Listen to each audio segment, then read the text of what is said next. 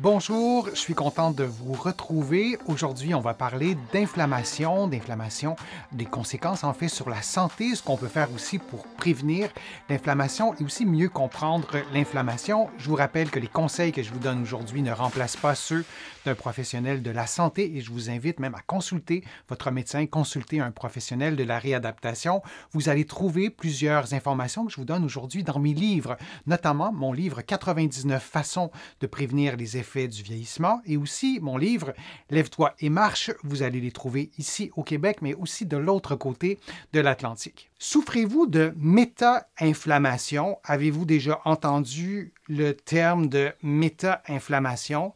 On peut parler d'inflammation chronique, d'inflammation systémique, d'inflammation de bas niveau. On utilise aussi le terme méta-inflammation. Je vais vous présenter la définition très courte qui est associée à des maladies métaboliques. Le métabolisme c'est en fait l'ensemble des réactions biochimiques qu'il y a dans votre corps, la production d'énergie, la conversion de l'oxygène, du sucre pour pouvoir fabriquer de l'énergie. C'est toutes les réactions biochimiques dans votre sang lorsqu'on prend une prise de sang. Et votre médecin va vous dire, bon, il manque telle et telle chose, il y a trop de telle et telle chose. Bien, ça fait partie de votre santé métabolique. On a besoin d'avoir un certain équilibre. Et la méta-inflammation est associée à des maladies qui sont liées au métabolisme, dont l'obésité et le diabète de type 2. Les maladies inflammatoires chroniques, incluant la méta-inflammation, représentent la principale cause de décès dans le monde. Plus de 50% de tous les décès leur sont attribués, par exemple, crise cardiaque ou infarctus du myocarde, AVC, certains types de cancers, bon, etc. Et la méta-inflammation, c'est une forme d'inflammation chronique et les déclencheurs de la méta-inflammation pourraient potentiellement inclure ce que je vais vous présenter. Ça peut nous aider de façon plus concrète, peut-être nous motiver en comprenant mieux ce qui se passe, à changer peut-être certaines habitudes de vie. Le régime alimentaire, donc régime alimentaire dans le sens d'alimentation en général, il y a des types d'alimentation qui vont déclencher davantage de l'inflammation. Par exemple, la nourriture ultra transformée. Le corps n'a pas été conçu pour digérer ça et le fait d'être en contact avec cette nourriture-là, même si on n'en mange pas tant que ça peut déclencher de l'inflammation, de la méta-inflammation. Quelques caractéristiques d'un régime alimentaire favorable à la méta-inflammation, je voulais rentrer un petit peu plus dans les détails, pauvre en fruits et en légumes. Dans les fruits et légumes, il y a notamment des fibres. Et les fibres, c'est bon pour votre intestin.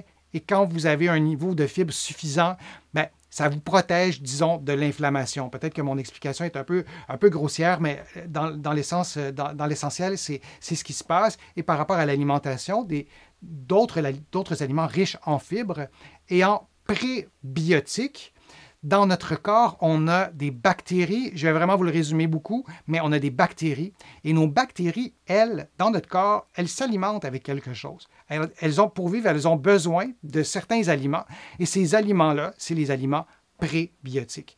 Donc, les fruits et légumes en contiennent. Et si on a une alimentation pauvre en tout ça, ça augmente le risque de méta-inflammation. Riche en céréales raffinées, et en alcool, même chose, augmente le risque, et riche en aliments ultra transformés, en particulier ceux contenant des émulsifiants, les additifs alimentaires utilisés pour stabiliser des mélanges. Par exemple, les pâtisseries industrielles en contiennent beaucoup, notamment, mais on peut en consommer vraiment, vraiment beaucoup lorsqu'on prend beaucoup d'aliments ultra transformés. Donc, tout ça augmente le risque de méta-inflammation. Donc, si on en consomme moins, on diminue notre risque de méta-inflammation. Il existe vraiment un équilibre complexe dans l'écosystème intestinal.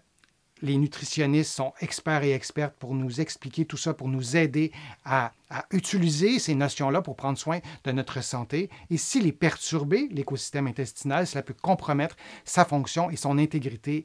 Et à son tour, il y a vraiment une spirale négative, provoquer une inflammation chronique et systémique. Donc, la méta-inflammation, c'est lié à ce qui se passe dans notre sang, dans les échanges biochimiques, et ne serait-ce que par nos comportements, nos habitudes de vie, on peut avoir un effet vraiment positif pour diminuer le risque de méta-inflammation et peut-être se prémunir aussi contre plusieurs problèmes de santé. Je vous remercie d'avoir été là, d'avoir assisté à ces contenus que je vous présente. Ça me fait toujours plaisir de le faire. Vous pouvez contribuer à mes plateformes. Vous le savez, vos contributions sont essentielles à la survie de mes plateformes et ça me fait plaisir de vous présenter ces contenus. Vous pouvez contribuer en cliquant sur le petit cœur sur YouTube. Dans plusieurs pays, en tout cas, on peut le faire. Ce n'est pas universel. Vous pouvez aussi faire une contribution en visitant mon site web, le www.denisfortier.ca.